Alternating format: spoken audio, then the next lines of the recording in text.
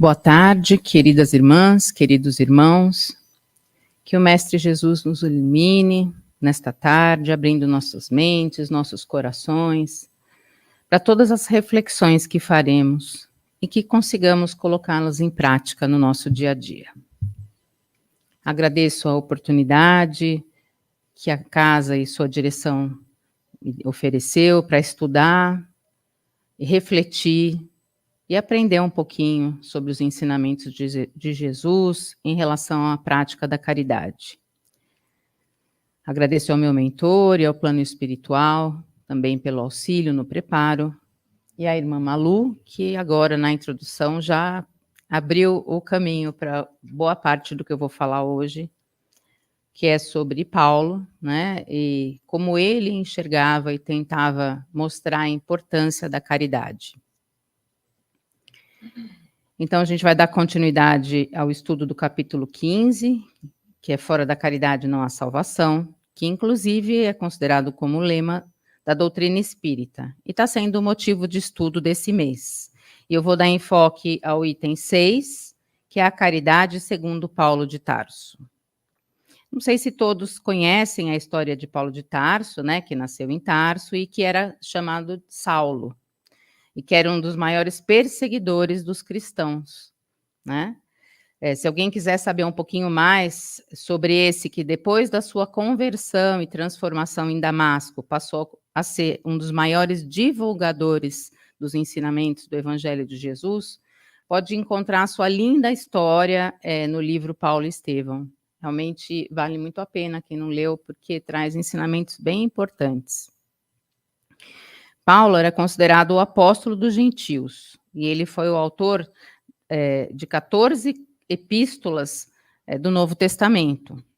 As epístolas eram cartas escritas pelos discípulos de Jesus, dirigidas às primeiras comunidades cristãs, com a finalidade de manter na lembrança, divulgar, né, relembrar as lições do mestre. Então, eles fundavam ali o grupo dos seguidores, mas como não podiam estar presentes o tempo todo, né, até Paulo falou, como é que eu vou fazer para que os ensinamentos persistam, né? E aí Jesus falou, através de cartas, né?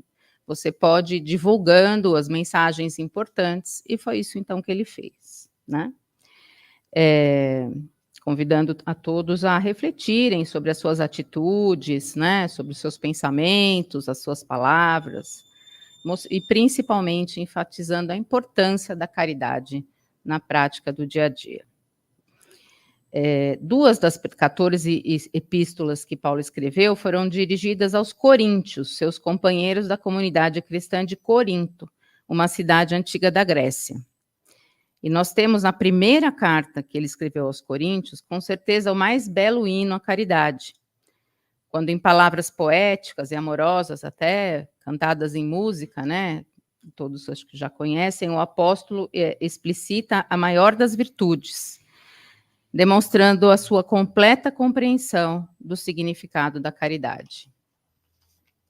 Ele não só escreveu, como as suas ações eram coerentes com tudo aquilo que ele estava tentando levar as comunidades cristãs a refletir.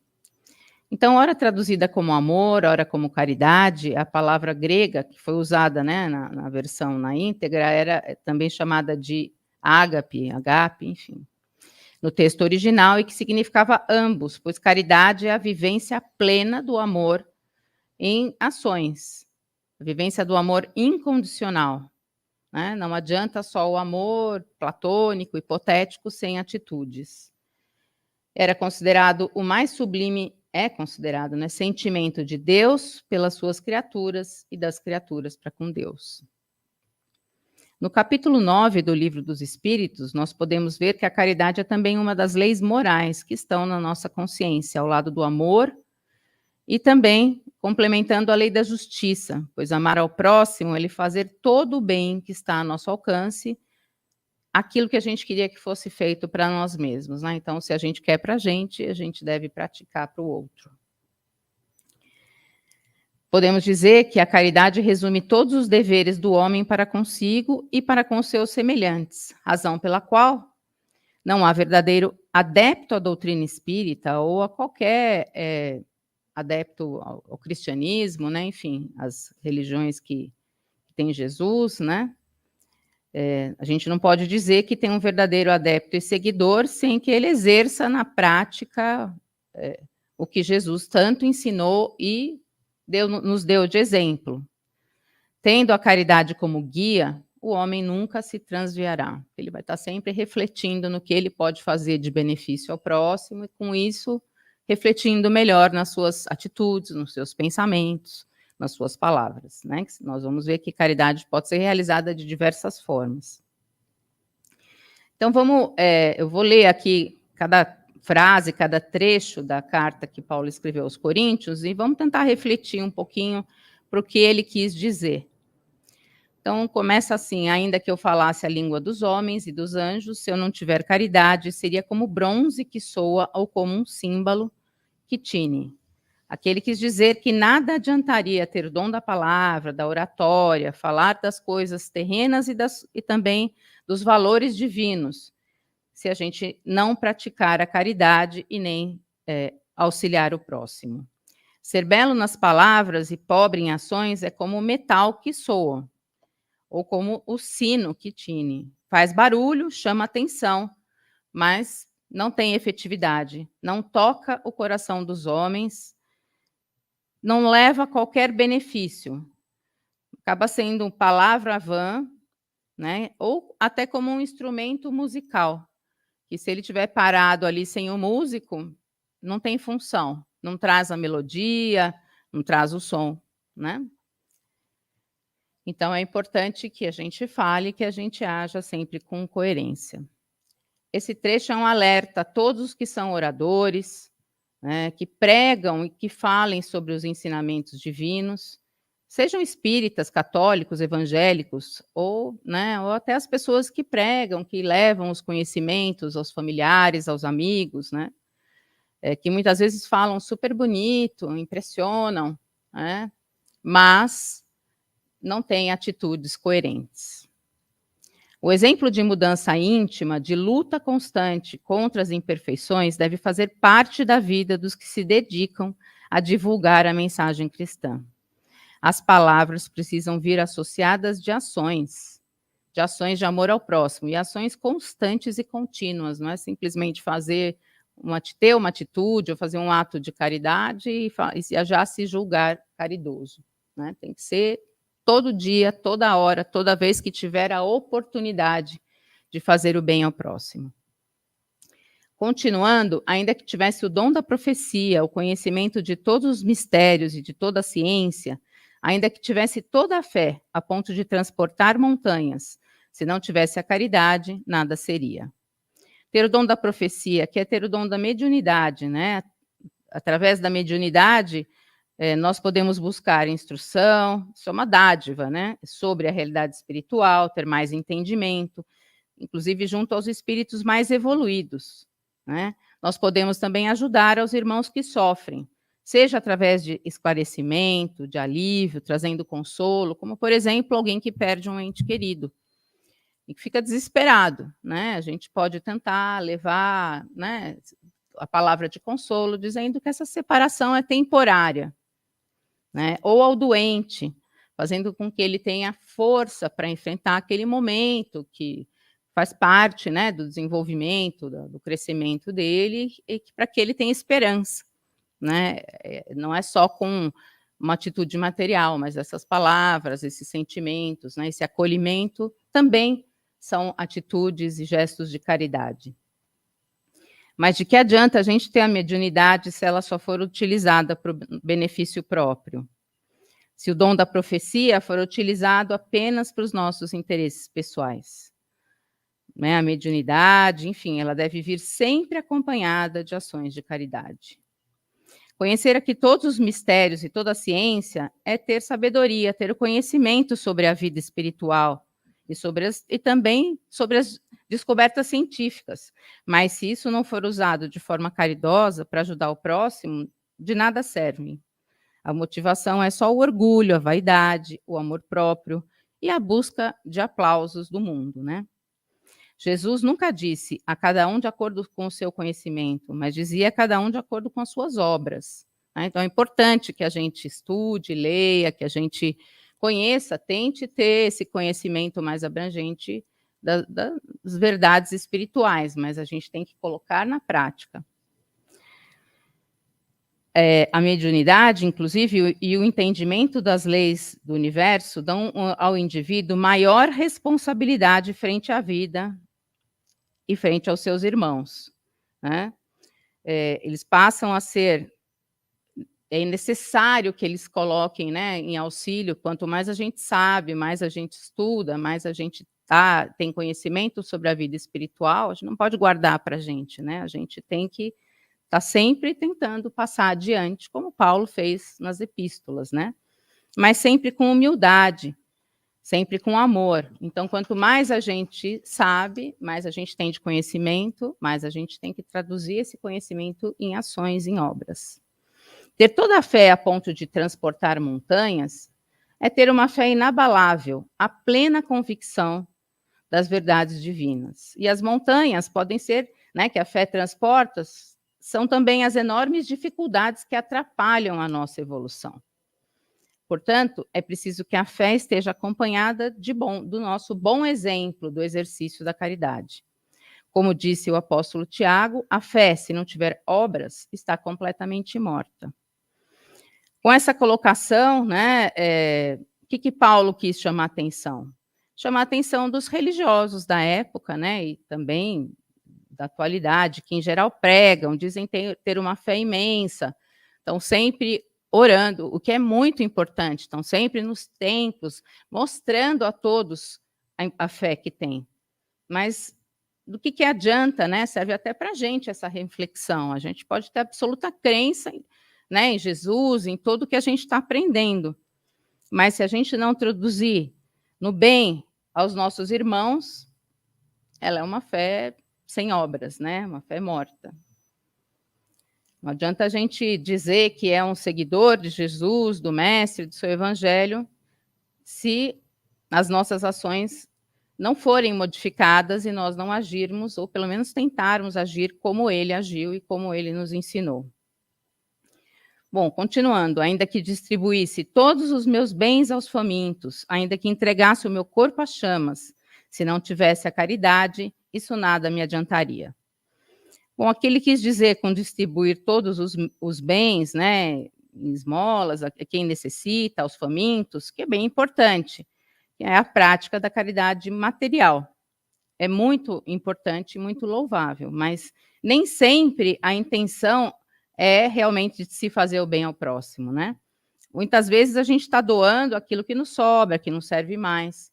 E nem sempre é o que o próximo necessita. A gente tem que estar com o olhar voltado para o próximo para poder fazer a caridade do jeito que ele precisa, que às vezes nem é a caridade material. Às vezes é acolhimento, às vezes até é tendo perdão, né, de alguma coisa que pode ter nos feito, tendo indulgência, enfim, levando esperança, levando o alimento espiritual, não só o alimento para matar a fome. Né? Então, vejam que são muitas as formas de fazer a caridade. Com beneficência, né, caridade material, mas sempre com a intenção de ajudar o próximo, não de aparecer, né, nem ganhar créditos, e também a benevolência. E se a maneira de praticar, seja a caridade material ou moral, estiver desprovida de humildade, nos colocando em posição de superioridade, ou até aguardando reconhecimento, aplausos, elogio, também não adianta, porque aí a gente vai acabar humilhando ainda mais as pessoas que estão fragilizadas, sofrendo, né? Então a gente tem que fazer de uma forma humana, discreta, né? Ali realmente com aquele sentimento de doação no coração. E o que a gente precisa, né, é ter uma resignação, a certeza de que a prática dessas ações todos os dias vão fazer da gente uma pessoa melhor. A doação desinteressada, ela deve brotar da compreensão da lei de Deus. Nós somos todos irmãos, filhos de um único Pai. Então, o nosso único fim deve ser o amor, o amparo e o alívio do sofrimento do nosso próximo. E não agir só por orgulho, por vaidade, agir realmente por caridade. Ainda nesse trecho, Paulo diz que de nada adianta entregarmos o corpo para ser queimado ou dar testemunho da fé com sacrifício pessoal. Né? Assim, até como os mártires do cristianismo, que foram queimados, trucidados por feras, hoje nós não precisamos enfrentar o chicote, nem o suplício do tronco, nem as feras do circo. Né? O que a gente tem é que ter coragem para enfrentar o nosso imediatismo dos valores materiais, para a gente focar as nossas más tendências. De que adianta a gente, né, tem algumas regiões que pregam aí a autoflagelação, sacrifício e até as promessas, né?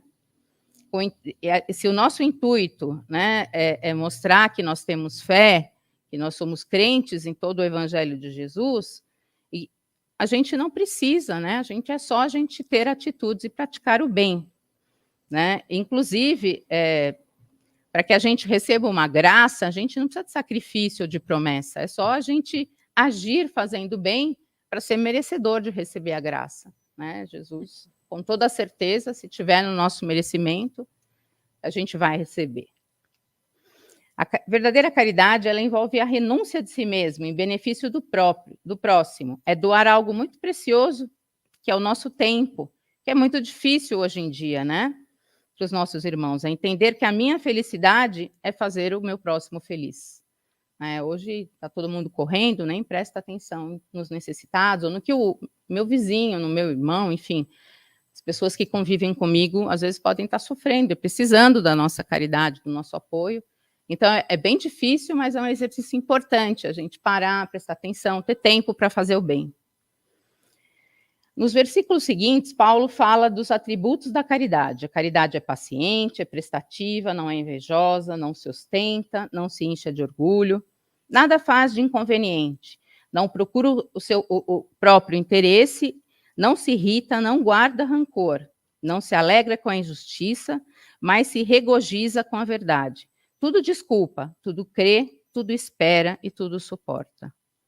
Bonito, né? Mas colocar na prática não é assim tão fácil. O apóstolo aqui mostra que a verdadeira caridade vai trazer o entendimento de que as dificuldades da vida são obstáculos que a gente tem que ultrapassar para ter nossa evolução espiritual. Então, a gente precisa ultrapassar com resignação. Né? Acho que no mês passado a gente já falou sobre aceitação, resignação, né? A caridade é paciente porque ela envolve a compreensão do tempo de cada um. Tudo tem a sua hora, e nem sempre ocorre na hora que a gente gostaria, mas é importante a gente saber esperar pelo tempo do outro. Por isso que ela tem que ser paciente. Ela não é invejosa, porque quem ama não pode ter inveja de seus irmãos, né? Mesmo se o outro tiver numa condição melhor que a nossa, é porque assim ele fez por merecer, né?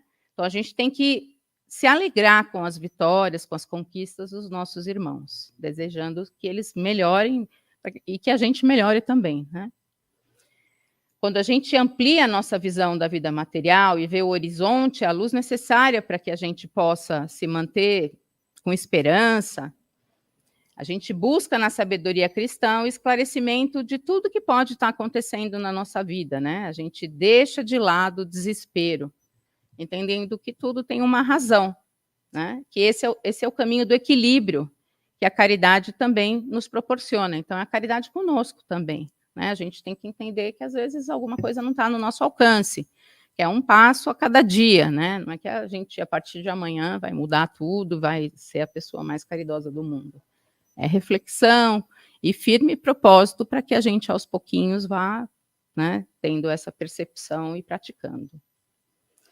A caridade não se ostenta e não se incha de orgulho, nem procura o seu próprio interesse. Ela não precisa de aplausos, não precisa de retribuição. É muito comum a gente falar, mas por que eu vou fazer isso? O que a outra pessoa vai fazer? O que eu ganho com isso? Né? A gente sempre tem a sensação de que, né, a gente também já viu em palestras anteriores aí, que a gente tem de quinta, segunda, quarta, sábado, né? Que a gente não deve procurar retribuição, é fazer por fazer, porque eu quero fazer o bem ao próximo, né? Em um mundo onde o que mais vale, às vezes, é a satisfação pessoal, mesmo em detrimento da paz alheia, a gente deve buscar a fraternidade. De que adianta a gente levar vantagem sempre em tudo se alguém estiver levando a desvantagem e sofrendo com isso.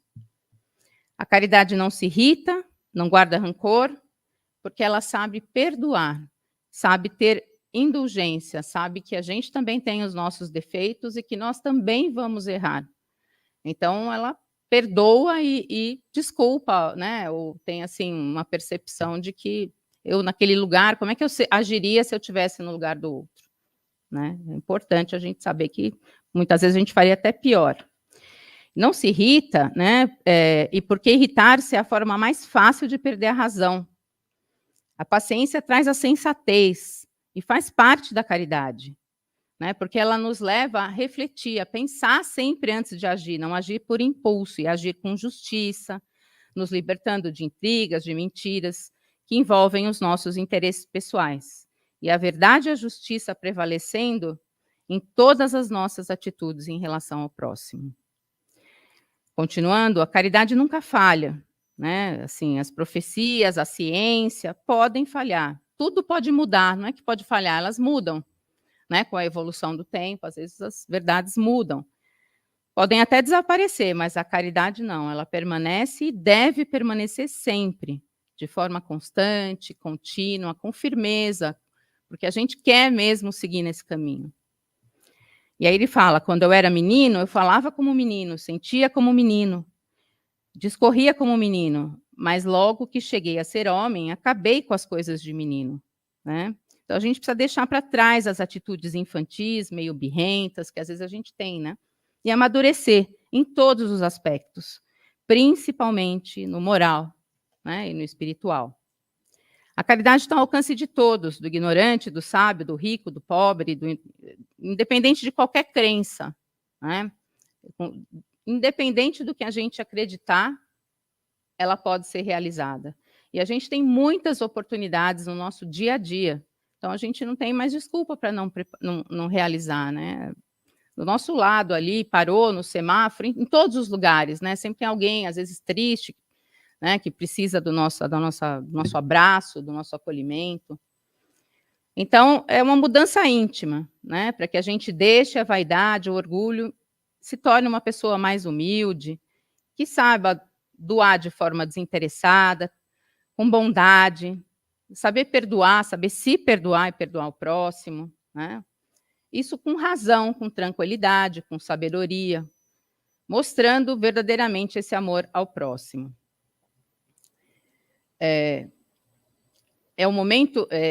Agora é o momento de mostrar o que verdadeiramente Paulo dizia sobre a qualidade, que é o conjunto de atributos morais que fará do espírito ser dono do seu próprio destino. Né? A gente tem o livre-arbítrio, né? Como é que a gente vai evoluir, como é que a gente quer seguir os ensinamentos de Jesus, cabe a nós. Reconhece-se o verdadeiro espírita pela sua transformação moral e pelo esforço que faz para domar as suas más inclinações. Isso está no Evangelho de Jesus, segundo o Espiritismo, no capítulo 17, item 4. Então, o que se espera do verdadeiro espírita ou do cristão é o esforço constante de se autoanalisar, porque ele sempre vai perceber se ele está deixando de fazer alguma coisa, né? Porque não é só eu não fazer, tem que ser uma coisa ativa, não é só você ficar na inércia, não estou fazendo mal, já está bom. Não, é fazer, praticar o bem também. Né? Para concluir, Paulo diz que agora, pois, permanecem a fé, a esperança e a caridade. Essas três, mas a maior dessas é a caridade. E denominou a caridade a maior das virtudes, porque engloba a fé e a esperança no seu sublime desiderato, abarcando o amor na sua mais elevada expressão. Não se trata de uma fundamentação religiosa apenas, mas de uma virtude de integração da criatura com o Criador e com a criação. A fé e a esperança são indispensáveis para a gente ter uma existência sensata e constante, mas elas assessoram a caridade, que deve ser o principal sentimento a ser buscado pelo homem de bem. Nós podemos fazer caridade de tantas maneiras, né? Em pensamentos, em palavras, em ações. Então, é só a gente fazer uma reflexão, uma autoanálise, né? Ter um pouquinho de autoconhecimento. Como é que andam os nossos pensamentos? Qual é a energia que eu estou emanando para o universo e para os meus irmãos? Como é que estão sendo as nossas palavras? São palavras de amor e esperança para auxiliar a todos que necessitam? As nossas palavras, muitas vezes, são caridosas, né? Mas será que tem efetividade para levar o auxílio, levantar os que caem, iluminar e tranquilizar os desesperados? Nós levamos realmente amor por onde passamos? A caridade é o amor em ação. Como é que estão as nossas atitudes? Olhamos só para nós mesmos, ligamos no piloto automático e deixamos o tempo nos levar? Ou sempre prestamos atenção nos nossos próximos e tentamos auxiliá-los o máximo possível? Eu acho que essa reflexão é bem importante e, assim, eu acho que tanto esse mês como o próximo a gente tem falado muito sobre caridade, né? Então, a gente está tendo muita oportunidade de reflexão. E eu desejo que a gente possa cada vez mais encontrar novas e diversas maneiras de praticar a caridade no dia a dia. Uma semana abençoada para todos e uma ótima reunião.